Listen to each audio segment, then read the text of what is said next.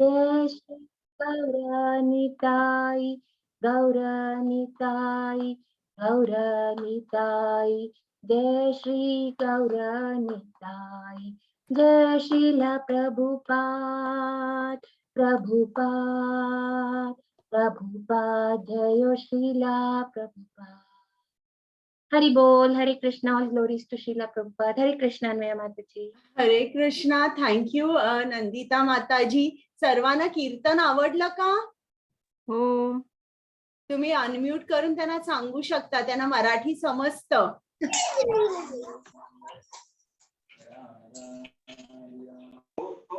Okay, thank you माताजी. Okay, thank you Nandita माताजी.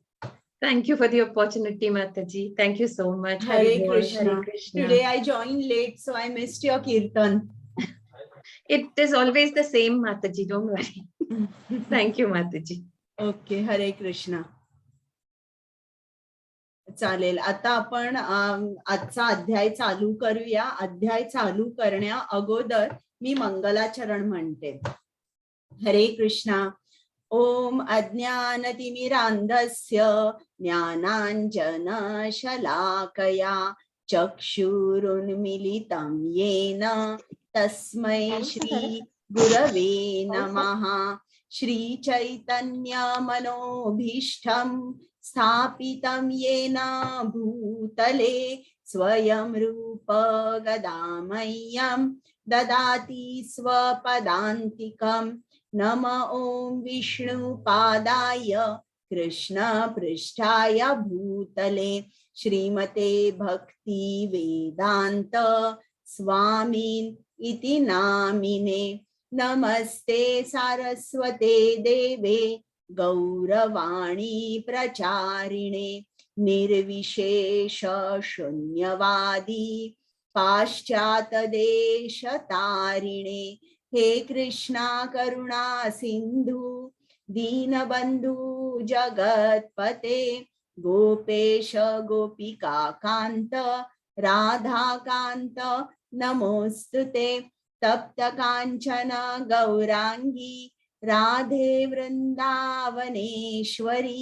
वृषभानुसुते देवी प्रणमामि हरिप्रिये. जय श्री कृष्ण चैतन्य प्रभु नित्यानंद श्री अद्वैत गदाधर श्रीवासादि गौर भक्त वृंद. हरे कृष्ण कृष्ण कृष्ण हरे हरे, हरे राम राम राम हरे हरे. सर्वांचा स्वागत आहे. आज आपण 5वा अध्याय चालू करतोय, कर्मयोग. आता 3ऱ्या अध्यायाचं सुद्धा नाव कर्मयोग होतं आणि 5व्या अध्यायाचं सुद्धा नाव कर्मयोग आहे. मग फरक काय आहे? इकडे कर्मयोग, कुठलं कर्म? कृष्णानी कृष्ण भावनाभावित कर्म आपल्याला सांगितलेलं आहे. तर आता आपण आजचा अध्याय चालू करूया. प्रथम ज्यांच्या आनंदासाठी मी तुम्हाला भगवद्गीता सांगते आणि ज्यांच्या आनंदासाठी तुम्ही तास दीड तास भगवद्गीता ऐकता, त्या श्री राधा गोविंदांना आपण साष्टांग नमस्कार करूया. माताजी मला पोस्ट कराल का? मी एक्झिट होऊन गेलेली. नेटवर्क कनेक्शन, हा पाऊस पडतोय ना आता, म्हणून नेटवर्क कनेक्टिव्हिटी कमी होऊन गेलेली. ओके.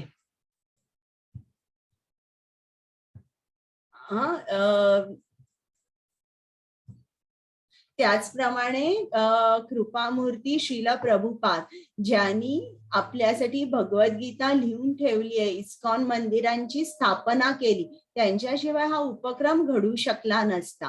म्हणून त्यांना सुद्धा साष्टांग नमस्कार.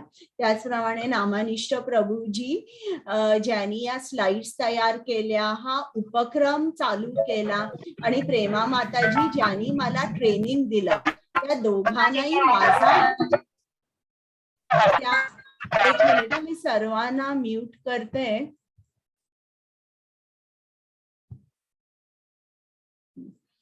त्या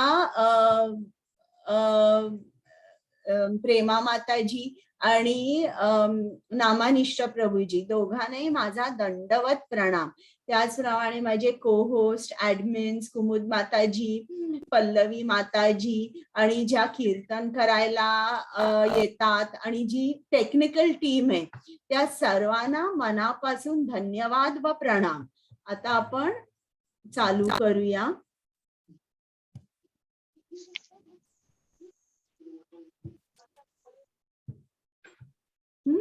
आता आपण काल 4था अध्याय बघितला. त्या 4थ्या अध्यायामध्ये कृष्णाने प्रथम भगवद्गीतेचा इतिहास सांगितलेला आहे की भगवद्गीता प्रथम कृष्णाने सूर्यदेव विवस्वान यांना सांगितले आणि मग ती पृथ्वीवर कशी आली. आणि मग कृष्णाने वर्णाश्रमाबद्दल सांगितलं. त्यांनी वर्णाश्रमाची जी स्थापना केली ती गुणांवर आहे, जन्मावर नाही. प्रत्येक माणसामध्ये एक कुठला तरी गुण असतो जो जास्त त्या गुणाचं प्रभुत्व असतं. रजोगुण, सत्वगुण नाहीतर तमोगुण. तर त्या गुणाप्रमाणे त्यांनी वर्णाश्रमाची स्थापना केली आहे. मग काल आपण बघितलं हे सगळं. मग कर्म किती प्रकारचे आहेत कृष्णाने सांगितलंय. कर्म, विकर्म आणि अकर्म. मग हे 3 प्रकारचे जे कर्म आहेत हे आपण जाणून घेतले. मग हे श्लोक घेतले नाहीत पण मी तुम्हाला त्याचा अर्थ समजावून सांगितला की कुठलेही त्याग जर आपण केले तर त्याचा शेवट ज्ञानामध्ये होतो. आणि पारंपरिक ज्ञान जर तुम्हाला हवं असेल तर तुम्हाला पारंपरिक किंवा प्रामाणिक ज्ञान तुम्हाला हवं असेल तर तुम्ही गुरूंकडे जाऊन जे आध्यात्मिक गुरु आहेत आणि परंपरेतले गुरु आहेत अशा गुरूंकडे जाऊन त्यांची सेवा करून नम्रपणे तुमचे प्रश्न विचारून त्यांच्याकडून ज्ञान घेतलं पाहिजे. आता हा 5वा अध्याय. तर 5व्या अध्यायामध्ये अर्जुनाला अजून पटलेलं नाहीये. कृष्ण त्याला काय सांगतो, तू युद्ध कर, उठ आणि युद्ध कर. पण अजूनही ते कृष्णाला पटलेलं नाहीये. तर म्हणून कृष्ण परत त्याला प्रश्न विचारतोय की मी काय करू. निश्चित मी कर्मापासून संन्यास घेऊ की कर्मयोग करू. मग कृष्णाचं उत्तर आहे कर्मयोग कर्म संन्यासापेक्षा श्रेष्ठ आहे. आणि मग निष्काम कर्माबद्दल परत कृष्णाने सांगितलेलं आहे. आणि मग शेवटी कृष्णाने शांती सूत्र आपल्याला सांगितलेलं आहे. तर आता आपण हा अध्याय चालू करूया. हरे कृष्ण. कुमुद माताजी.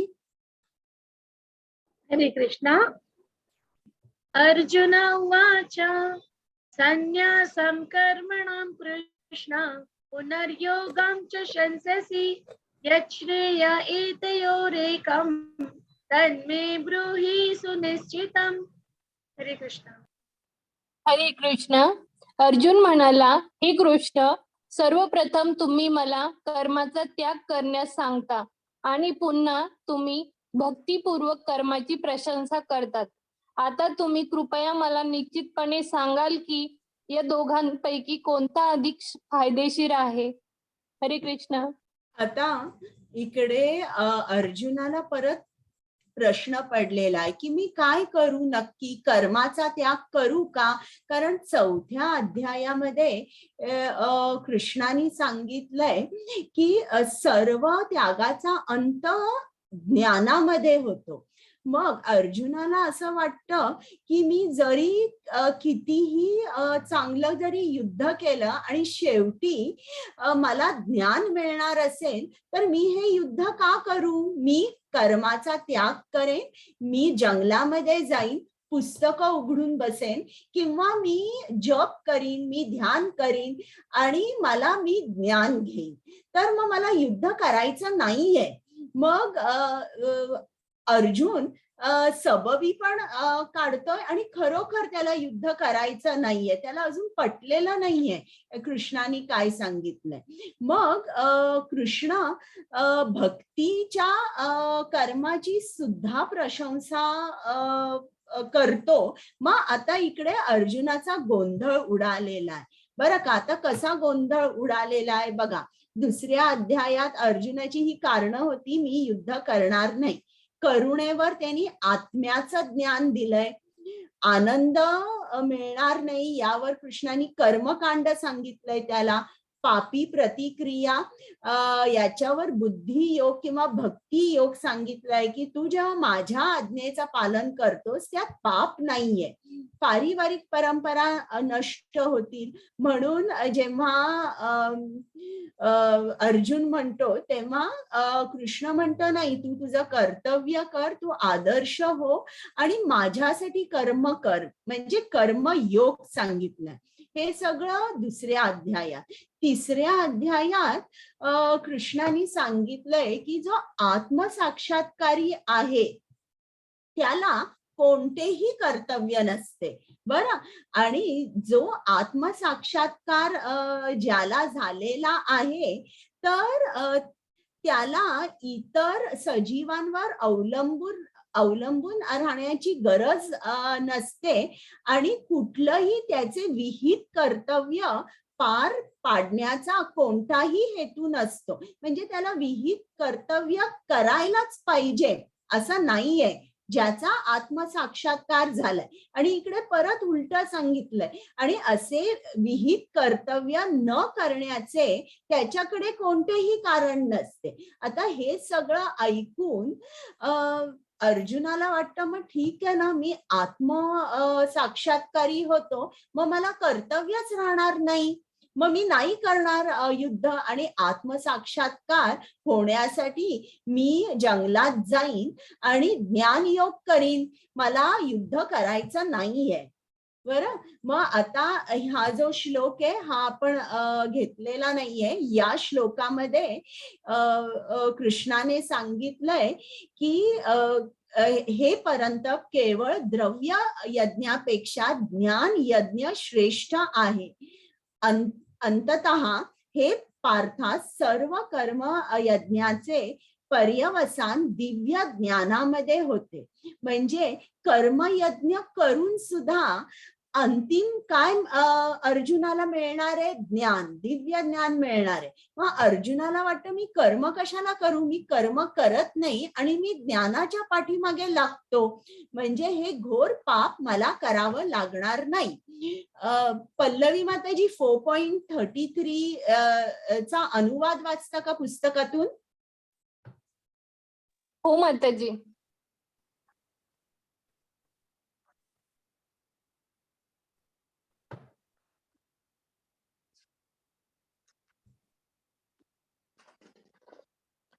श्लोक नंबर 33 चौथ्या अध्यायातला. हे परंतप केवळ द्रव्य यज्ञापेक्षा ज्ञान यज्ञ श्रेष्ठ आहे. अंततः हे पार्थ सर्व कर्म यज्ञांचे पर्यवसान दिव्य ज्ञानामध्ये होते. चालेल, हेच दिलं होतं. येस माताजी, सेम आहे. हा, तर आता हे अर्जुनाला आता समजत नाहीये की मला ज्ञानच जर मिळवायचं असेल तर मी हे घोर कर्म का करू. पण शेवटी हा शेवटचा श्लोक आहे, त्यात कृष्ण अर्जुनाला सांगतो, म्हणून अज्ञानामुळे तुमच्या अंतःकरणात निर्माण झालेल्या शंकांचे ज्ञानाच्या शस्त्राने नाश केले पाहिजे. हे भरत, योगाने सज्ज होऊन उभा राहा आणि लढा. म्हणजे इकडे कृष्ण त्याला काय सांगतोय की ज्ञानयोग श्रेष्ठ आहे कर्मयोगापेक्षा, कारण तू कुठलंही यज्ञ केलंस तरी शेवटी तुला ज्ञानच मिळणार आहे. आणि मग परत मग कृष्ण का सांगतोय की तू उभा राहा आणि युद्ध कर. हे अर्जुनाचं ही शंका आहे की, आणि त्याला समजलं नाहीये की नक्की काय करायचं. मग आता हेच आता मी सांगितलेलं हे सगळं इकडे लिहिलेलं आहे. आता PDF जेव्हा आम्ही पाठवू तेव्हा तुम्ही वाचा. हरे कृष्ण. हरे कृष्ण. श्री भगवानुवाच संन्यास कर्मयोगश्च निःश्रेयसकराभुवौ तयोस्तु संन्यकर्म संन्यासात् कर्मयोगो विशिष्यते. हरे कृष्ण. हरे कृष्ण माताजी. परमात्म्याने उत्तर दिले, कर्माचा त्याग आणि भक्ती हे दोन्ही मुक्तीसाठी चांगले आहेत, परंतु या दोघांपैकी भक्ती सेवेतील कार्य कर्मत्यागापेक्षा श्रेष्ठ आहे. हरे कृष्ण.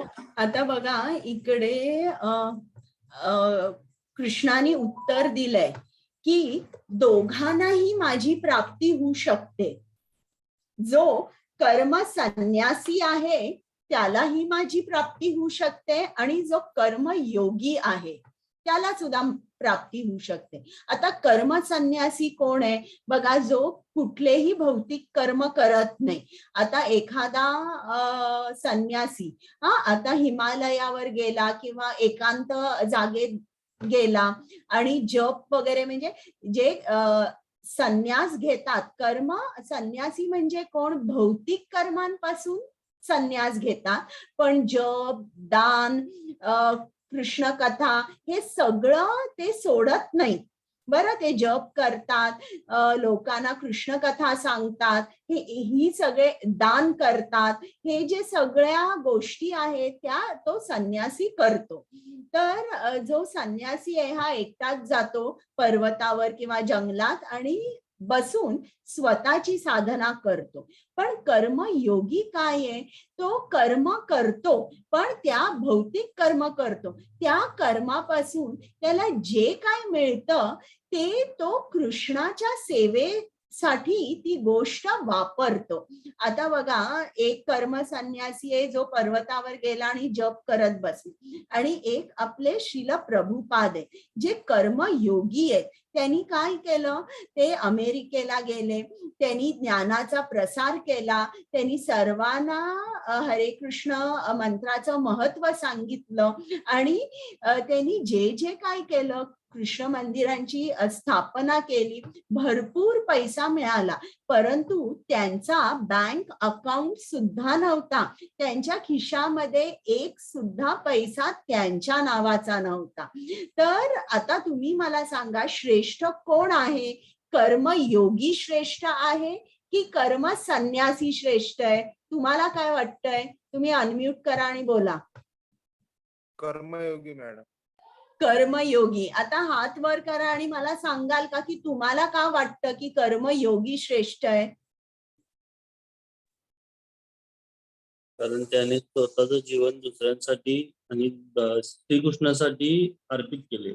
बरोबर आहे. म्हणजे त्याच्याकडे जे ज्ञान आहे ते तो ज्ञान दुसऱ्यांना देतोय आणि दुसऱ्यांना ते ज्ञान मिळाल्यामुळे त्यांचं जीवन सार्थक होतंय. म्हणजे प्रभुपादांनी हे जे भगवद्गीतेचं ज्ञान आहे पूर्ण पृथ्वीवर त्यांनी हे दान दिलं.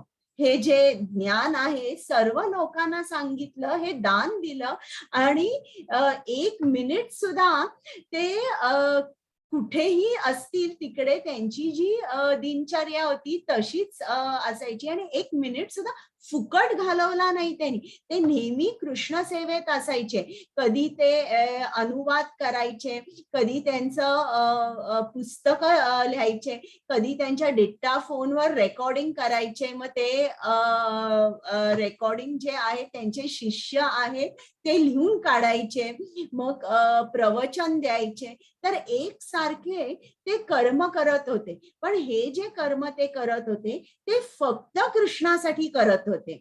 आणि हे असं जेव्हा ते करत होते, इस्कॉन मंदिरांची स्थापना झाली, किती जणांनी डोनेशन्स दिली, त्यांचा बँक अकाउंट नव्हता आणि 1 पैसा त्यांनी कधी स्वतःसाठी वापरला नाही. तर आता मला सांगा बरं, असं तुम्हाला वाटतं का की मानव सेवा ही माधव सेवा आहे? तुम्ही अनम्यूट करू शकता. असं वाटतं का तुम्हाला?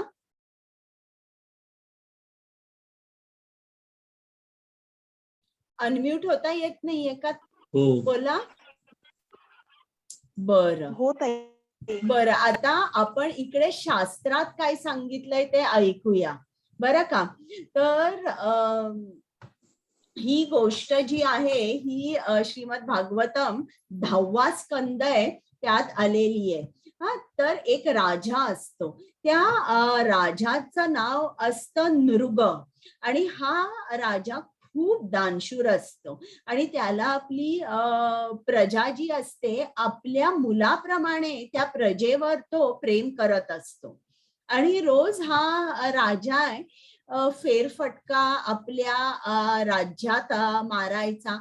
लोक दुःखी आहेत का, त्यांचं दुःखाचं कारण काय आहे, त्यांना काय कमी आहे, हे तो सगळं शोधायचा. आणि मग जेव्हा त्याला समजायचं की लोकांकडे अन्न नाहीये किंवा वस्त्र नाहीयेत किंवा त्यांना त्यांच्याकडे औषधं नाहीयेत, जे काय त्याला समजायचं, तर तो त्याच्यानंतर दान करायचा. आणि इतकं दान करायचा की त्यांनी लिहिलेलं आहे श्रीमद भागवतम मध्ये की जितक्या पावसाच्या धारा किंवा जितके तारे आसमंतात किंवा जितके वाळूचे कण पृथ्वीवर आहेत, इतकं हा राजा दान करायचा. तर एकदा त्या राजाने ठरवलं की आपण गोदान करूया, म्हणून त्यांनी गायी प्रत्येक ब्राह्मणाला 10,000 गायी दान केल्या. आणि ते सुद्धा दान कसं होतं, गायी आणि गायी बरोबर गायीचं वासरू पण. आणि त्या गायी ज्या होत्या त्यांना सजवलं होतं. सोन्याचे शिंग, सोन्याची घंटा, त्यांच्या अंगावर रेशमी वस्त्र होतं. तर अशा तऱ्हेने त्यांनी प्रत्येक ब्राह्मणाला 10,000 गायी दान केल्या. आणि प्रत्येक ब्राह्मणाला नाही, इतर त्याच्या राज्यातील नागरिकांना 10,000 गायी प्रत्येकाला दान केल्या. आणि मग काय झालं, एक ब्राह्मण होता, तो त्याच्या 10,000 गायी घेऊन चालला होता. त्यातली एक गाय कळपातून निसटली आणि पळत त्या राजवाड्यात गेली. आणि शेवटचा जो कळप दान करायचा होता त्याच्यात ती उभी राहिली. आणि आता या ब्राह्मणाने बघितलं की आपली गाय गेलीये, म्हणून हा पळत पळत गेला. आणि हा राजा तितक्यात हे शेवटचं जे दान होतं हे चाललं होतं. आणि त्यांनी बरोबर दाखवली की ही माझी गाय माझं कळप सोडून इकडे आलेली आहे, तर राजा तुम्ही मला ही माझी गाय दान करा. मग हा जो दुसरा ब्राह्मण होता हा म्हणाला ही मला दान केलेली आहे, हा पूर्ण कळप दान केलेला आहे, आता दान केलेलं परत घेता येत नाही. असं म्हटल्यावर नृगराजा त्याची पंचायत झाली. म्हणून त्यांनी तो जो ब्राह्मण गाय मागायला आला होता त्याला सांगितलं की मी तुला या एका गायीऐवजी 1,00,000 गायी देईन. हा म्हणाला नाही, मला तीच गाय पाहिजे. मग ज्या दुसऱ्या ब्राह्मणाकडे ती गाय होती त्या दुसऱ्या ब्राह्मणाला सांगितलं की मी तुला 1,00,000 गायी देईन, ही जी गाय आहे आलेली ही परत या ब्राह्मणाला दे. हा पण ब्राह्मण म्हणाला मी देणार नाही, तुम्ही मला ही दान दिली आहे, आता परत मी तुम्हाला ती गाय देणार नाही. असं म्हटल्यानंतर राजाला समजेना काय करावं. आणि ते दोघही ब्राह्मण असंतुष्ट होऊन ते शेवटी गेले. मग काही वर्षांनी अनेक वर्षांनी हा जेव्हा राजा वृद्ध झाला आणि वृद्ध झाल्यानंतर तो मृत्यू पावला. आणि त्याच्यानंतर यमदूत त्याला घ्यायला आले आणि तो यमलोकात गेला. यमलोकात गेल्यावर यमदूतांनी बघितलं, अरे हा नृगराजा, याच्या अकाउंट मध्ये केवढं पुण्य आहे, मग यांनी केलं तरी काय, त्याला दिसतही नव्हतं एवढं पुण्य होतं. आणि एक कुठेतरी त्याला लिहिलेलं दिसलं की 2 ब्राह्मण असंतुष्ट राहिले. मग त्यांनी यमराजाने नृगराजाला विचारलं की तुला कुठलं फळ पहिलं पाहिजे, पाप कर्माचं की पुण्य कर्माचं? मग नृगराजा म्हणाला मला पाप कर्माचं फळ अगोदर हवंय. म्हणून त्याला दुसरा जन्म एका सरड्याचा मिळाला. आणि हा जो सरडा आहे हा हजारो वर्ष जंगलामध्ये फिरत होता आणि फिरता फिरता एकदा तो एका विहिरीत पडला. त्या विहिरीमध्ये पाणी नव्हतं आणि याला त्या विहिरीतून बाहेर पडायला येत नव्हतं. आणि त्याच वनामध्ये, मी जरासं म्यूट करते. हा.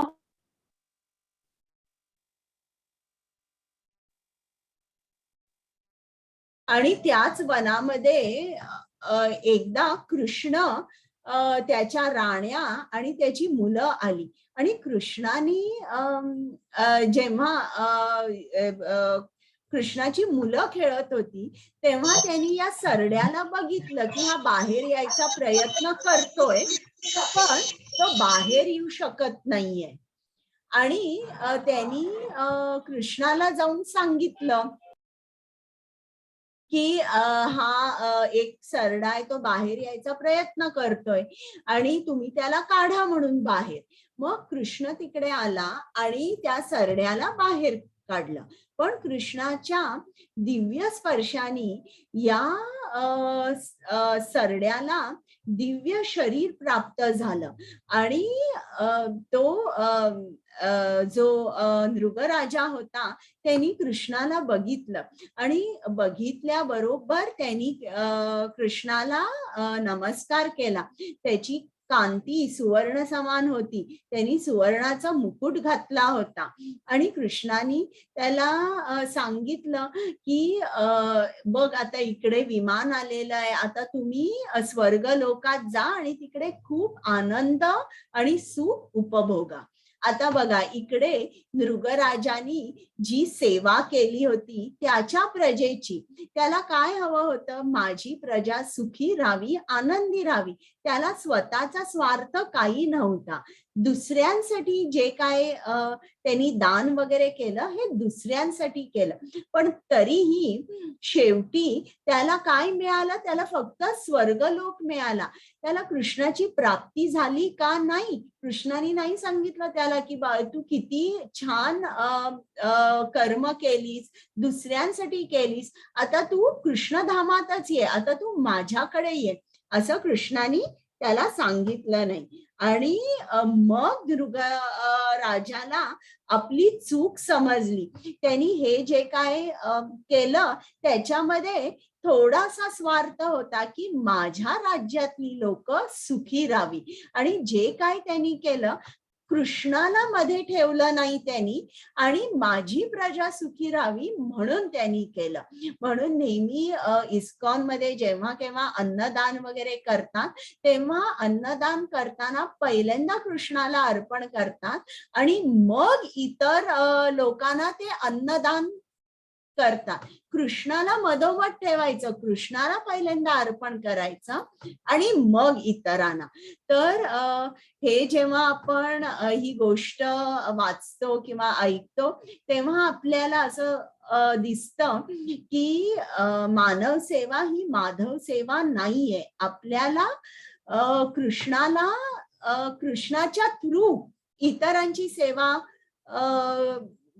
करावी लागते. आणि आता इकडे हे जे नृगराजाला जेव्हा त्याला दिव्य शरीर मिळालं तेव्हा नृगराजाच्या लक्षात आलं त्याची चूक काय झाली आणि मग त्याला ते ज्ञान प्राप्त झालं. म्हणजे बरेच लोक विचारतात की एखादा माणूस खूप सरळ आहे, खूप कोणालाही फसवत नाही, आपलं कर्तव्य खूप चांगल्या तऱ्हेने करतो पण देवाचं नाव घेत नाही, तर अनेक वर्षांनी तो या स्थितीवर पोहोचू शकतो किंवा अनेक जन्मांनी कृष्ण त्या माणसाला ज्ञान देऊ शकतो ज्या ज्ञानाद्वारे त्याला कृष्ण प्राप्ती होऊ शकते. हरे कृष्णा कुमुद माताजी. हरे कृष्णा. प्रपंचीकतया बुद्धया हरि संबंधी वस्तुनः मुमुक्षुभिः परित्यागः वैराग्यं फल्गु कथ्यते. हरे कृष्ण. हरे कृष्ण. मोक्ष प्राप्तीसाठी असुसलेले लोक जेव्हा परमात्म्याशी संबंधित गोष्टींचा त्याग करतात व असे मानतात की त्या गोष्टी भौतिक आहेत, तेव्हा त्यांचा त्याग अपूर्ण असे म्हणतात. हरे कृष्ण. आता आपण जेव्हा त्याग करतो, बघा, आता तुम्ही मला सांगा की तुम्हाला कुठल्याही गोष्टीचा त्याग करता येतो का, किंवा तुम्ही कधी त्याग केलाय का, किंवा तुम्हाला इच्छा आहे का त्याग करायची? सांगा, तुम्ही अनम्यूट करू शकताय.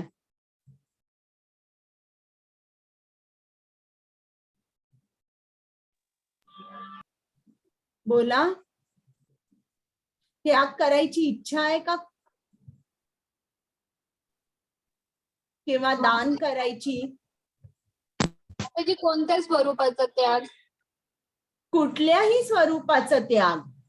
माताजी, मग असं आपण आपल्या डे टू डे लाईफ मध्ये करत असतो, पण त्याच्या मागे आपला काहीतरी स्वार्थच असतो त्या त्यागामागे पण, म्हणजे तो हो. त्याग होणार नाही. सारिका माताजी बोला. हो, करण्याची इच्छा तर आहेच, फक्त म्हणजे त्याग कोणत्या प्रकारचा असतो, म्हणजे मला काय म्हणायचंय, आपण जर नेहमी इतर वेळेस करतो ना की नाही आपण हे झालं ना आपण हे देवाला करूया, तर हा स्वार्थी त्याग होतो ना. ठीक आहे. हा, तर आता त्याग इकडे बघा, त्याग आपण विविध प्रकाराचा करू शकतो. आपण म्हणू शकतो बा मला इतके इतके पैसे मिळतात, त्यातले मी अर्धे पैसे कृष्णासाठी देईन, किंवा मी ज्ञानाचं दान करीन, किंवा मी मंदिरात जाऊन सेवा करीन. हे सुद्धा त्यागाचे विविध प्रकार झाले.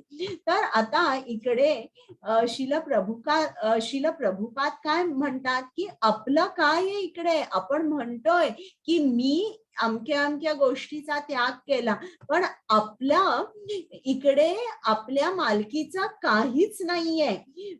त्याच्या पुढे नारद मुनी सांगतात की हे जे शरीर आहे, हे शरीर देखील आपलं नाहीये. बघा, ज्या क्षणी आत्मा हे शरीर सोडतो, त्या क्षणी आपण काय करतो, हे जे शरीर आहे हे अग्नीला अर्पण करतो. म्हणजे आपण असं म्हणू शकतो का की हे शरीर अग्नीचं आहे? काही जण जे शरीर आहे ते दहन करतात. तर आपण असं म्हणू शकतो का की हे जे आपलं शरीर आहे हे पृथ्वीचं आहे?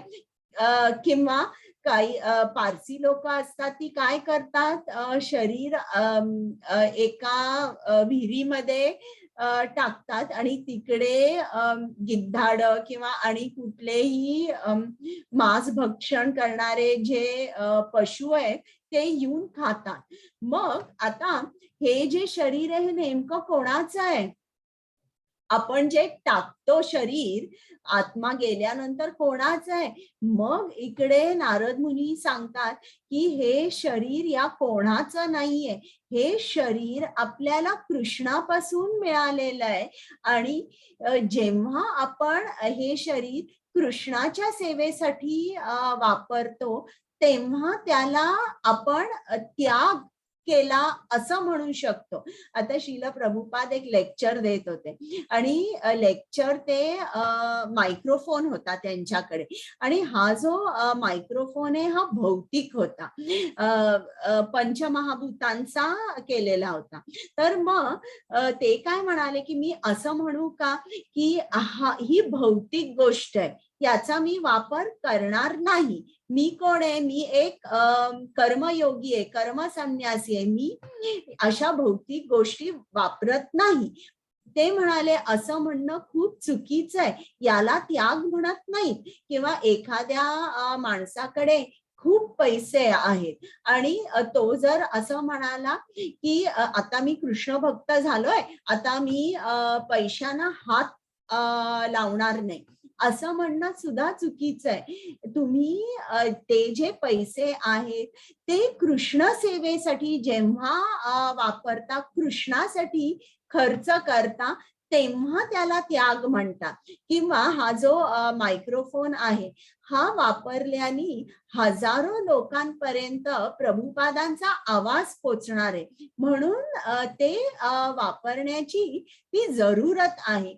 आणि म्हणून जेव्हा त्या मायक्रोफोनचा वापर कृष्णासाठी केला जातो तेव्हा तो मायक्रोफोन भौतिक नाही, तो दिव्य होतो.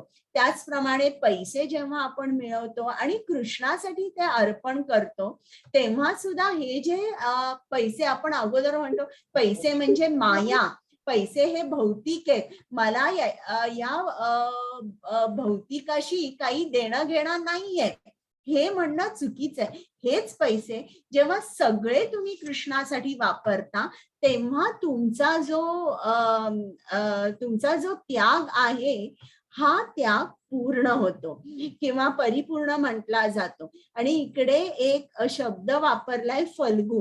फल्गू म्हणजे काय, एक नदी आहे बिहारमध्ये आणि ती जमिनीच्या खालून जाते, वरून नदी दिसत नाही, ती खाली असते. तर त्याचप्रमाणे इकडे आपल्याला या श्लोकातून काय समजतंय की सर्व काही कृष्णाचं आहे, आपलं काही नाहीये, आणि जे काय आहे शरीर सुद्धा हे कृष्णाचं आहे. तर आपण जे काय आपल्याला कृष्णाकडून मिळालेलं आहे ते कृष्णासाठी वापरलं पाहिजे. हरे कृष्ण. हरे कृष्णा. हरे कृष्णा. ज्ञेय स नित्य संन्यासी यो न दृष्टि न कांक्षति निर्द्वंद्वो हि महाबाहो सुखम बंधात प्रमुच्यते. हरे कृष्णा. माताजी मी थोड्या वेळानंतर. हरे कृष्णा. चालेल चालेल. हरे कृष्णा. हरे कृष्ण. जो आपल्या कर्माचा द्वेष करत नाही किंवा त्याच्या फळाची इच्छाही करत नाही तो सदैव संन्यासी समजला जातो. हे पराक्रमी अर्जुना, सर्व द्वैतांपासून मुक्त झालेला असा मनुष्य भौतिक बंधनांवर सहज विजय मिळवून पूर्णपणे मुक्त होतो. हरे कृष्ण. आता इकडे बघा, अर्जुनाला युद्ध करायचं नाहीये. तो म्हणतो हे काय घोर पाप मी करू, म्हणून इकडे कृष्ण त्याला समजावून सांगतो कर्मयोग म्हणजे काय. असं नाही की कर्माचा द्वेष करत करत आपण कर्म करायचं नाही, हे बरोबरच नाहीये, हे बरोबरच नाहीये, हे मीच एकटा धर्म संकटात अडकलोय, नाही. कृष्णाने सांगितलंय तुम्ही कर्माचा द्वेष करू नका आणि फळाचीही इच्छा करू नका, त्याला संन्यासी समजलं जातं. म्हणजे या दोन्हीपैकी एक जरी नसेल तरी आपण म्हणू शकत नाही की हा माणूस संन्यासी आहे. तर कर्म कसं करायचं, काल मी सांगितलं आनंदाने करायचं आणि आपणही आनंदाने करायचं आणि कृष्णाच्या संतोषाप्रित्यर्थ करायचं आणि फळाचीही इच्छा ठेवायची नाही. मगच आपण संन्यासी असं आपण म्हणू शकतो हा माणूस संन्यासी आहे. आणि असा जो संन्यासी आहे हा भौतिक हा कुठलेही कर्म जे आहे ते कर्म त्याला बांधू शकत नाही.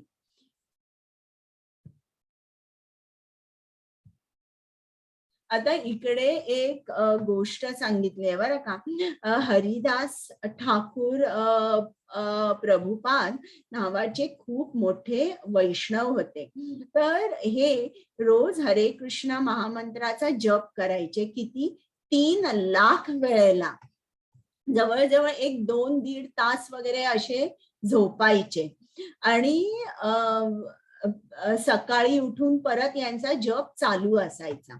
आणि जेव्हा कोणीही कृष्णाचा शुद्ध भक्त असतो तर असा जो वैष्णव असतो त्याची प्रसिद्धी सगळीकडे पसरते. त्याचप्रमाणे हे हरिदास ठाकूर खूप प्रसिद्ध झाले आणि लोक त्यांना भेटायला येत होते. आणि हे जातीने मुस्लिम होते आणि एवढी यांची प्रसिद्धी वाढली आणि किती लोक यांना भेटायला येत आहेत हे बघून तिकडचा जो काझी होता त्याला तो हे द्वेष करू लागला, त्याला आवडला नाही. आता मग त्यांनी ठरवलं की हरिदास ठाकूर यांची आपण बदनामी करूया.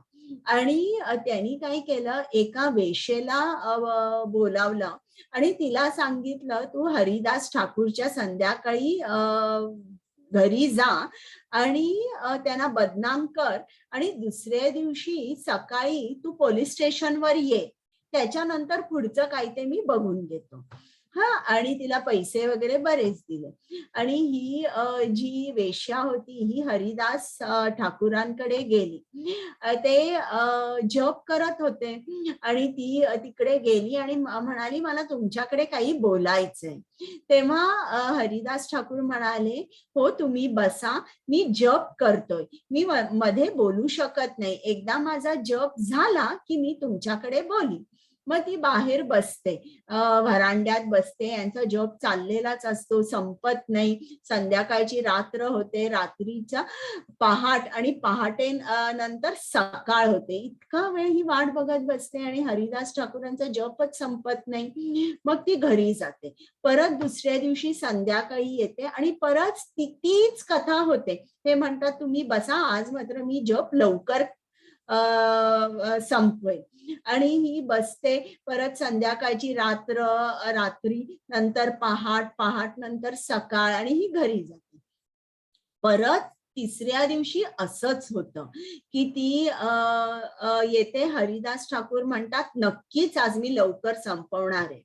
आणि मग हे जप संपत नाही आणि सकाळ झाल्यावर तिला खूप राग येतो आणि ती रागाने हरिदास ठाकूरांना विचारते की मी कधीच कोणासाठी थांबले नाही, माझ्यासाठी अनेक पुरुष थांबायचे, तर तुम्ही कोणत्या आनंदाचा अनुभव घेताय की स्त्री सुखाचा आनंद तुम्हाला त्या आनंदापुढे काहीच वाटत नाहीये, अगदी क्षुल्लक वाटतोय.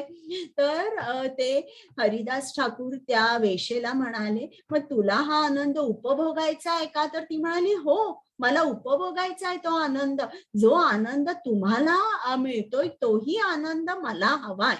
मग ते हरिदास ठाकूर तिला म्हणतात की तू घरी जा, तुझ्याकडे असलेल्या सगळ्या साड्या तू विक, तुझ्याकडे असलेले दागिने, पैसे हे सुद्धा तू सगळं विक, तुझं घर विक आणि संन्यास वेशामध्ये माझ्याकडे ये आणि तुझे केस आहेत सगळे केस काप आणि टक्कल कर आणि माझ्याकडे ये.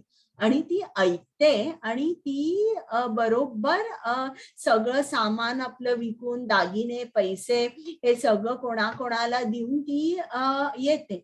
मग हरिदास ठाकूर तिला हरे कृष्ण महामंत्र म्हणायला सांगतात आणि तिला सांगतात, माझ्या अंगणामध्ये तुळशीचं वृंदावन आहे, तिकडे बस आणि तुम्ही तिकडे महामंत्राचा जप करा, मी करतोय तसाच. आणि ती महामंत्राचा जप करायला लागते आणि मग हरिदास ठाकूर ती जागा सोडून दुसरीकडे जातात. तर आता ही सुद्धा वेश्या जी आहे ही मोठी वैष्णवी होते आणि तिचं सुद्धा दर्शन घ्यायला लांबून लांबून लोक तिच्या दर्शनाला येत होते. हरे कृष्ण. हरे कृष्ण माताजी. हरे कृष्ण. ब्रह्मण्यादाय कर्माणि संगम त्यक्त्वा करोति यः लिप्यते न स पापेन पद्मपत्रम इवाम्भसा. हरे कृष्ण. हरे कृष्ण. जो मनुष्य आसक्तीशिवाय आपले कर्तव्य करतो, परमात्म्यात समर्पण करतो, त्याच्यावर पाप कर्माचा प्रभाव पडत नाही, जसे कमळाच्या पानांना पाण्याचा स्पर्श होत नाही. हरे कृष्ण. हा, आता बघा, श्रील प्रभुपाद हे भारत सोडून हे अमेरिकेला गेले. का गेले? कृष्ण ज्ञान द्यायला ते गेले. त्यांच्या गुरूंचा तो आदेश होता. आता जेव्हा ते तिकडे गेले तेव्हा हे अमेरिकन जे होते ते कसे होते, ते सगळे ड्रग्ज घ्यायचे, ड्रिंक्स, स्मोकिंग करायचे, नॉनव्हेज खायचे. पण अशामध्ये सुद्धा श्रील प्रभुपाद राहिले. ज्याप्रमाणे कमळाच्या पानावर पाणी नाही राहत, त्याचप्रमाणे एवढी पाप कर्म करणारी ती लोक होती, त्यांच्यामध्ये श्रीला प्रभुपाद होते, पण त्यांच्यावर पाप कर्मांचा जरा सुद्धा प्रभाव पडला नाही. आणि हे का झालं? कारण ते जे करत होते त्यांच्या गुरूंचा हा आदेश होता, आणि हे सगळं त्यांना कुठली आसक्ती नव्हती, हे ते कृष्णासाठी करत होते. आणि अशा तऱ्हेने जेव्हा आपण गुरूंच्या आदेशाचं पालन करतो, तेव्हा गुरु आपल्या पाठीमागे उभा असतो, आणि त्या आदेशाचं पालन करायला गुरुच आपल्याला बळ देतो. तर इकडे आपल्याला श्रील प्रभुपादांचं उदाहरण दिसतं की एवढ्या या अशा लोकांमध्ये जाऊन त्यांच्यावर थोडा सुद्धा कसलाही इफेक्ट झाला नाही. ऐकू येतोय नाही आवाज? माताजी, आवाज नाहीये. बरं.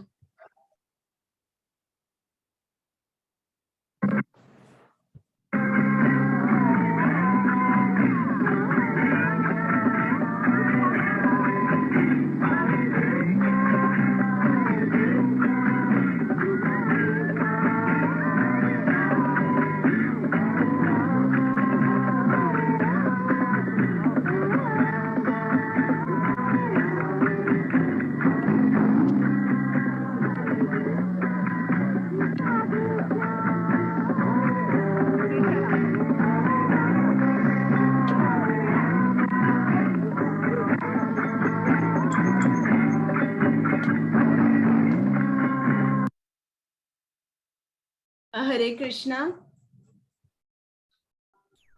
हरे कृष्णा. विद्या विनय संपन्ने ब्राह्मणे गविहस्तिनि शुनि चैवाश्वपाके च पंडिता समदर्शिनः. हरे कृष्णा. हरे कृष्ण. नम्र ऋषी, खऱ्या ज्ञानाने विद्वान आणि सौम्य ब्राह्मण, एक गाय, एक हत्ती, एक कुत्रा आणि एक कुत्रा खाणारा म्हणजे बहिष्कृत यांना समान दृष्टीने पाहतात. हरे कृष्ण. तर आता इकडे नम्र म्हणजे काय हे आपल्याला समजतं. आता मला सांगा, तुम्हाला काय वाटतं नम्र याचा अर्थ काय आहे? तुम्हाला अनम्यूट करता येतंय? नम्र म्हणजे काय?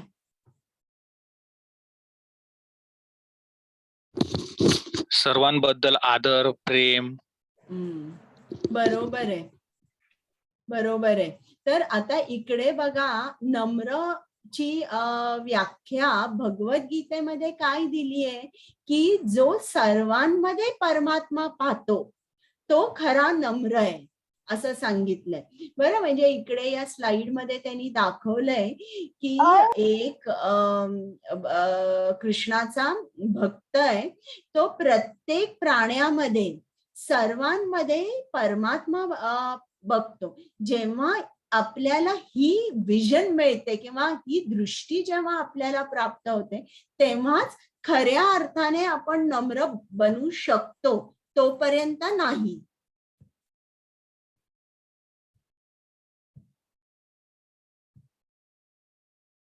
हरे कृष्णा. कुमुद माताजी. हरे कृष्णा. ये हि संस्पर्शजा भोगाः दुःखयोनय एव ते आद्यन्तवन्त कौन्तेय न तेषु रमते बुधः. हरे कृष्णा. हरे कृष्ण. एक बुद्धिमान व्यक्ती दुःखांच्या स्रोतांमध्ये भाग घेत नाही, जे भौतिक इंद्रियांच्या संपर्कामुळे होते. एक कुंती पुत्र अशा सुखांना आणि असतो आणि त्यामुळे ज्ञानी मनुष्य त्यात आनंद मानत नाही. हरे कृष्ण. म्हणजे बघा, इकडे आपल्याला कृष्ण काय सांगतोय की तुम्ही जो विषयांचा आनंद घेता किंवा इंद्रियातून तुम्ही आनंद उपभोगायचा प्रयत्न करता, तो आनंद कसा असतो? त्याला एक एक्सपायरी डेट असते. तो आपल्याला आनंद कायमचा मिळत नाही, काही काळच आनंद मिळतो. आणि आता इकडे श्रीमद भागवतम मध्ये त्यांनी खूप छान छान उदाहरणं दिलेली आहेत.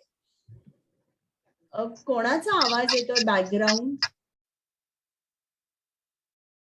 माईक ऑन होता माताजी कुणाचा तरी. बरं बरं, चालेल. तर आता इकडे आपल्याला सर्वांनाच आनंद घ्यायचा म्हणजे आपल्याला एकच मार्ग माहितीये, इंद्रियांच्या मार्फत आपण आनंद घेतो. तर आता हे ॲनिमल किंगडम मध्ये किंवा पशु योनीमध्ये काय काय चाललंय आपण बघूया. आता इकडे हे जे ड्रॅगॉन फ्लाईज किंवा मॉथ्स आहेत किंवा ते काय म्हणतात त्याला मराठीमध्ये चतुर पक्षी की काय म्हणतात मॉथला? काय? पतंग. ओके, पतंग. हे जे आहेत पतंग, यांना स्ट्रॉंग सेन्स ऑफ विजन असते, म्हणजे ते प्रकाशाकडे आकर्षित होतात, खूप आकर्षित होतात. आणि तुम्ही जर बघितलं साधारण पाऊस पडून जेव्हा जातो, थंडी जरा चालू होते ऑक्टोबर नोव्हेंबर मध्ये, आणि समजा जर बाहेर व्हरांड्यामध्ये दिवा लावला असेल तर हे पतंग जे आहे पटकन या दिव्याकडे आकर्षित होतात आणि दिव्यापर्यंत ते जातात, चिकटून बसतात. आणि सकाळी बघितलं तर खाली या पतंगांचा ढीग पडलेला असतो. तर ते या प्रकाशाने आकर्षित होतात आणि जो त्यांना जे इंद्रिय या प्रकाशाकडे आकर्षित होतं किंवा हा जो प्रकाश आहे तो त्यांच्या इंद्रियांना आकर्षित करतो, पण त्यांना समजत नाही की प्रकाशामुळेच आपल्याला मरण आहे. तर अशी ही या पतंगाची गोष्ट आहे. आता पुढे आपण जाऊया हरण.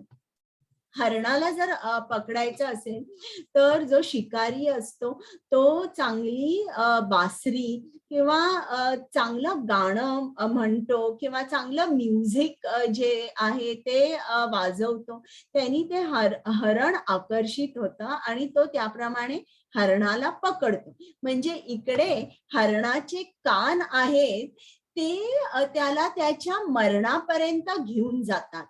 आता इकडे बघा, हा भुंगा आहे. हा भुंगा आहे, या भुंग्याला लाकडातून एका बाजूनी तो भोग पाडत पाडत पाडत किती मोठं लाकूड असेल दुसऱ्या बाजूनी तो बाहेर येऊ शकतो. आणि तो जेव्हा त्याला त्याची सेन्स ऑफ स्मेल म्हणजे त्याचं जे नाक असतं त्याला त्या वासानी तो फुलाच्या सुगंधानी खूप आकर्षित होतो.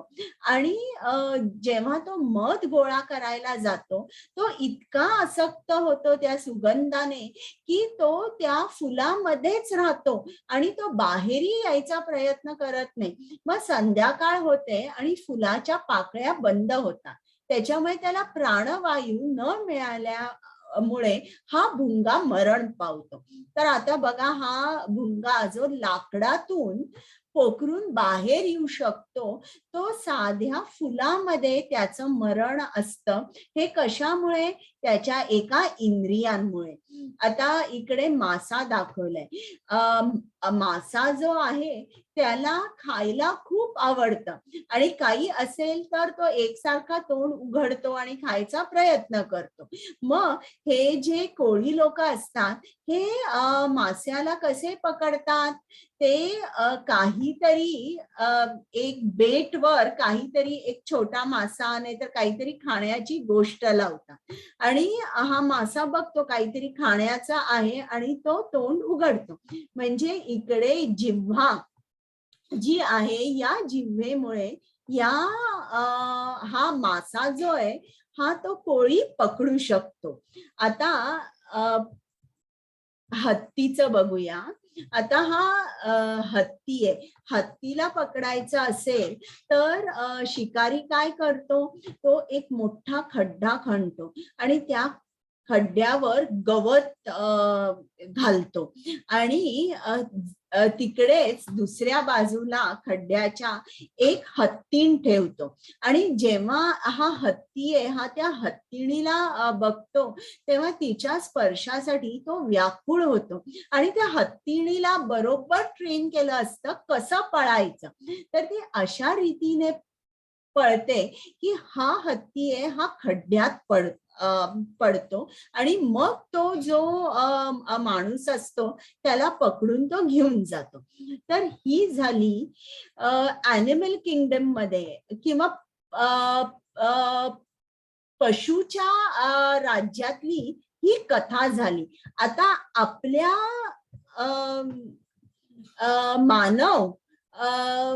मानवांमध्ये काय होतं बघा, आपली सगळी पाचीच्या पाची इंद्रिय अतिशय बलवान असतात. या पशूंमध्ये एकच इंद्रिय बलवान असतं, पण आपल्यामध्ये बघा सगळी इंद्रिय बलवान असतात.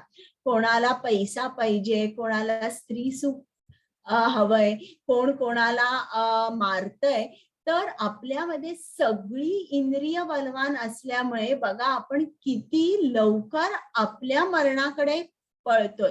आणि आपलं मरण म्हणजे काय, जन्म मृत्यू या चक्रात आपण अडकतो.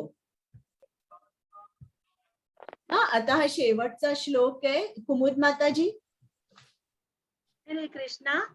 भोक्तारं यज्ञ तपसां सर्वलोक महेश्वरं सुहृदं सर्वभूतानां ज्ञात्वा मां शान्तिमृच्छति. हरे कृष्णा. हरे कृष्णा. सर्व यज्ञ आणि तपस्या यांचा अंतिम उद्देश सर्व ग्रह आणि देवतांचा परम स्वामी आणि सर्व प्राणी मात्रांचा कल्याण करता आणि हितचिंतक म्हणून मला ओळखून ऋषी भौतिक दुःखांच्या वेदनांपासून शांती प्राप्त करतात. हरे कृष्णा. आता हा जो 29वा श्लोक आहे याला शांती सूत्र किंवा पीस फॉर्म्युला म्हटलंय. बरं, आता याच्यामध्ये 3 शब्द खूप महत्वाचे. भोक्तारम यज्ञ तपसाम सर्व लोक महेश्वरम आणि सुहृदम सर्व भूताना. आता एकेकाचे आपण अर्थ बघूया. भोक्तारम म्हणजे काय, मी आनंद उपभोगणारा मीच आहे.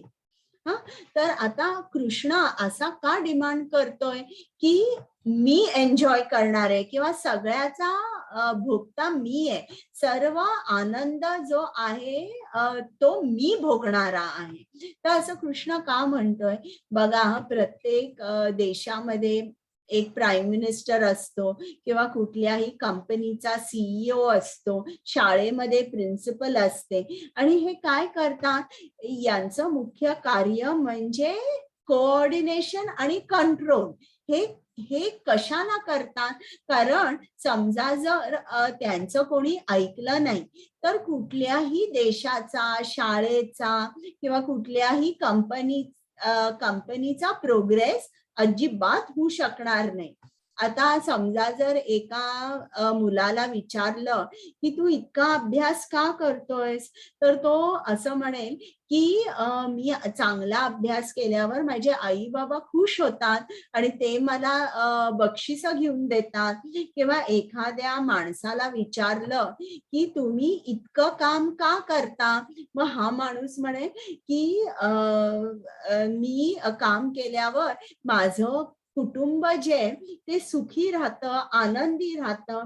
मग एखाद्या बॉसला विचारलं की तू ओव्हरटाईम काम का करतोयस, मग तो बॉस असं सांगतो मी ओव्हरटाईम काम केल्यावर माझ्या कंपनीला भरपूर प्रॉफिट मिळेल आणि भरपूर प्रॉफिट मिळाल्यावर आमचा सर्वांचा उद्धार होईल, आम्हाला सुद्धा प्रमोशन मिळेल, आमचा सुद्धा पगारात वाढ होईल. तर अशामुळे मी ओव्हरटाईम करतोय.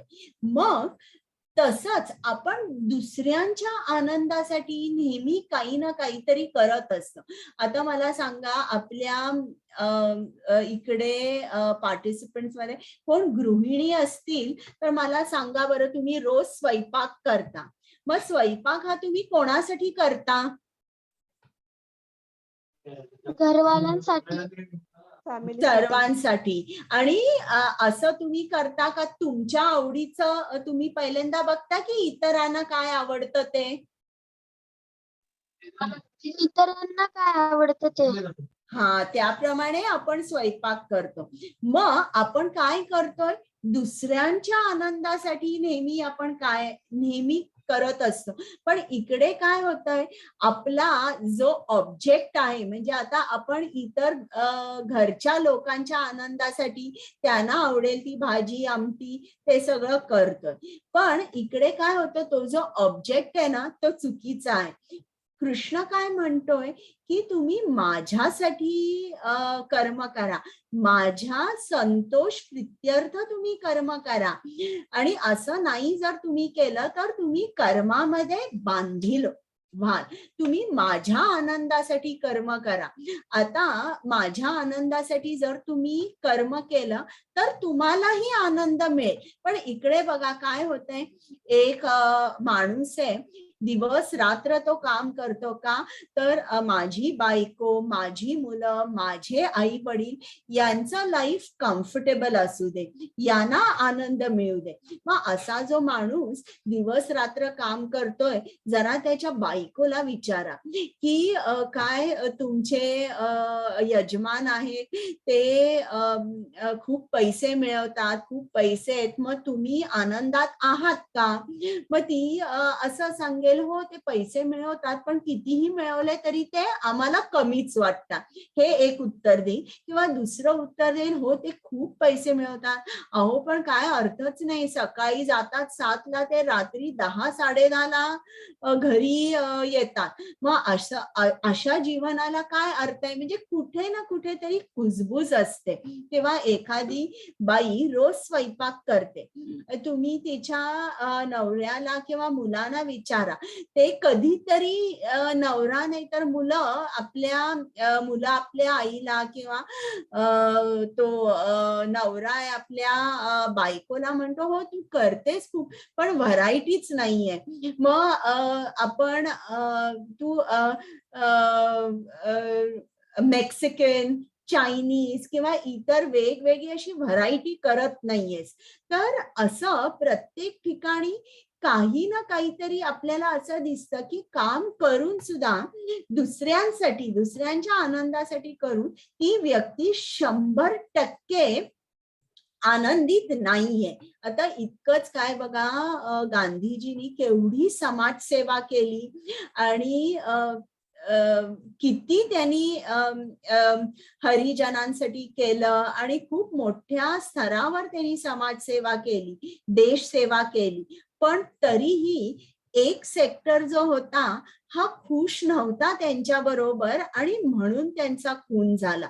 म्हणजे जेव्हा आपण दुसऱ्याला आनंद द्यायला जातो तेव्हा त्या तो दुसरा माणूस कितीही प्रयत्न केला तो 100% आनंदित होऊ शकत नाही. मग कृष्णाने हेच सांगितलंय की तुम्ही भौतिक जगामध्ये कोणालाही 100% संतोष देऊ शकत नाही. मग जो बुद्धिमान माणूस आहे तो काय करतो, तो ओळखतो की मी कृष्णाचा अंश आहे आणि माझं एकच कार्य, माझं एकच कर्तव्य आहे की मी जे काय काम करीन हे कृष्णासाठी करीन आणि कृष्णाच्या आनंदासाठी करीन. आणि जेव्हा आपण असं कर्म करतो, कार्य करतो ज्याने कृष्णाला आनंद होतो, त्यावेळेला आपल्याला परमानंद होतो. कारण कृष्णाला जेव्हा आनंद होतो तेव्हा आपल्याला सुद्धा आनंद होतो. आता ज्याप्रमाणे आपल्याला जर अन्न खायचं असेल तर आपल्याला बाजारात जावं लागतं, चालत जावं लागतं, हाताने आपण भाजी निवडतो आणि बघतो की कोवळी आहे का, डोळ्यांनी रंग बघतो आणि नाकाने जर समजा जर आंबा असेल किंवा अननस असेल तर जवळ हुंकून बघतो की नक्की हा पिकलेला आहे का, कसा आहे. मग घरी येऊन आपल्या बुद्धीने आपण स्वयंपाक करतो, जेवण छान करतो आणि मग आपण जेवतो. आता हाताने सांगितलं की मी भाजी निवडली आहे, मी भाजी चिरली आहे आणि मी भाजी केली आहे. मग ही सगळी हे सगळं जे जेवण आहे हे फक्त मलाच पाहिजे, पण मी हे जेवण सगळं मला मिळत नाही, हे जेवण सगळं पोटाला मिळतं. म्हणून आता मी घास तोंडात घालणार नाहीये, कारण हे पोटाला जेवण मिळतं. जर असं हाताने म्हटलं तर काय होईल? आपली उपासमार होईल. उपासमारामुळे काय होईल? हात दुर्बळ होईल. पण असं न म्हणता हाताने घास तोंडात घातला, पोटाला दिला आणि पोटातून इतर अवयवांना जेव्हा तो घास त्यातली जे नरिशमेंट आहे ते जेव्हा सर्व अवयवांना मिळतं, तेव्हा त्याचप्रमाणे हातालाही मिळतं, तेव्हा हातामध्ये सुद्धा ताकद येते. तर त्याचप्रमाणे आपण जेव्हा कृष्णाला आनंद देतो, आपल्याला सुद्धा आनंद मिळतो. आता भोक्ताराम म्हणजे यात असा अर्थ नाहीये की कृष्णाचा शोषण भाव आहे की मला सर्व पाहिजे, मला सर्व पाहिजे, असा त्याचा स्वार्थ नाहीये. आता ज्याप्रमाणे तुम्ही शास्त्रांमध्ये बघा उदाहरणं दिली आहे, प्रभू रामचंद्रांनी रावणाबरोबर युद्ध केलं. आता त्यांनी सगळी लंका त्यांच्या स्वतःसाठी घेतली का? मला सांगा. अनम्यूट करायला येतं. नाही घेतली माताजी. मग त्यांनी राजसिंहासनावर कोणाला बसवलं? त्यांनी विभीषणला बसवलं. बरोबर. तर त्यांनी स्वतःसाठी काही घेतलं नाही. हे बघा, शोषण भाव नाहीये परमेश्वराचा. आता हे नरसिंह देवानी हिरण्यकश्यपूचा वध केला. मग काय, त्यांनी हिरण्यकश्यपूचं सगळं राज्य घेतलं का? परत मला सांगा. नाही. मग सिंहासनावर कोण बसले? प्रल्हाद महाराज. बरोबर, प्रल्हाद महाराज बसले. म्हणजे शास्त्रामध्ये आपल्याला कधीही कृष्णाचा शोषण भाव दिसत नाही. तर इकडे भोक्तारम यज्ञ तपसा म्हणजे तो सर्व यज्ञांचा आणि तपांचा भोक्ता आहे. म्हणजे मी हाताचं जे उदाहरण दिलं ना, ते लक्षात ठेवा. जे काही कर्म करायचंय ते कृष्णासाठी करायचंय. जो काय घास खायचाय हाताद्वारे पोटात घालायचा, आणि मग जेव्हा पोटामध्ये अन्न मिळतं तेव्हा सर्व जे पोषण होतं सर्व अवयवांना, त्यांनी हातालाही बळ मिळतं. त्याचप्रमाणे जेव्हा आपण कृष्णाला आनंदात ठेवतो, आपण कृष्णाला संतोष होतो, जेव्हा आपण त्याच्यासाठी कर्म करतो, आपल्याला सुद्धा परमानंद मिळतो. तो अर्थ आहे भोक्तारम यज्ञ तपसा, सर्व लोक महेश्वर. आता इकडे कृष्णाने सांगितलंय की सर्व लोकांचा मी महेश्वर आहे. म्हणजे जे देव देवता आहे त्यांच्या सुद्धा वर मी आहे, मी परमेश्वर आहे. आणि सुहृदम सर्वभूतानां, सुहृदम सर्वभूतानां म्हणजे कृष्ण सर्व भूतांचा म्हणजे सर्व सजीवांचा, सर्व प्राण्यांचा तो सुहृद आहे. सुहृद म्हणजे काय? जो हितचिंतक आहे त्याला सुहृद म्हणतात. तर तो आपल्या सर्वांचा हितचिंतक आहे. आणि ही जर गोष्ट आपल्या प्रत्येकाला समजली, भोक्तारम कृष्ण कोण आहे? भोक्तारम यज्ञ तपसा. जे काय कर्म करायचंय आपल्या स्वार्थासाठी नाही. ज्या वेळेस हात म्हणे की हे अन्न मी पोटाला देणार नाही, कारण हे अन्न मी बाजारात जाऊन आणलंय, मी भाजी चिरलेली आहे, मी भाजी केलेली आहे, जेव्हा हात असं म्हणे आणि घास पोटात देणार नाही, तेव्हा हाताची ताकद जाईल, हाताची शक्ती जाईल. पण जेव्हा तो अन्न पोटाला देईल तेव्हा हातामध्ये सुद्धा ताकद असेल. तर अगदी त्याचप्रमाणे भोक्तारम यज्ञ तपसाम, जे काही कर्म आपण करतो आपल्याला ते कृष्णाच्या आनंदासाठी करायचंय. सर्व लोक महेश्वरम आणि सुहृदम सर्व भूतानाम, तो सर्वांचा सुहृद आहे, फक्त मानवांचा नाही, पशु पक्षी किडे मुंग्या या सर्वांचा तो सुहृद आहे. आणि ज्यांना हे समजतं ते कधीच युद्ध कोणाशी करू शकणार नाही, ते निस्वार्थ पणे जीवन जगतील आणि त्याच्यामुळे सर्व पृथ्वीवर शांती नांदेल. तर हा जर श्लोक तुम्हाला तत्वतः समजला तर आपल्याला खरोखर आपलं जीवन जे आहे ना हे आपण अगदी शांतिमय होईल. आता काही तुम्हाला तर आता बघूया आपण काय काय आज बघितलं. कृष्णाने सांगितलं कर्म संन्यासी आणि कर्मयोगी दोघांनाही माझी प्राप्ती होऊ शकेल, पण कर्मयोग कर्म संन्यासापेक्षा श्रेष्ठ आहे. मग निष्काम कर्म म्हणजे आपण निष्काम कर्म जर केलं, कृष्णासाठी कर्म केलं, तर मग आपण त्या बंधनातून कर्माच्या बंधनातून मुक्त होतो. आणि मग मी तुम्हाला शांती सूत्र सांगितलं. आता तुमचे काही प्रश्न आहेत का, तुम्ही विचारू शकता. माताजी रेकॉर्डिंग स्टॉप करता. हो.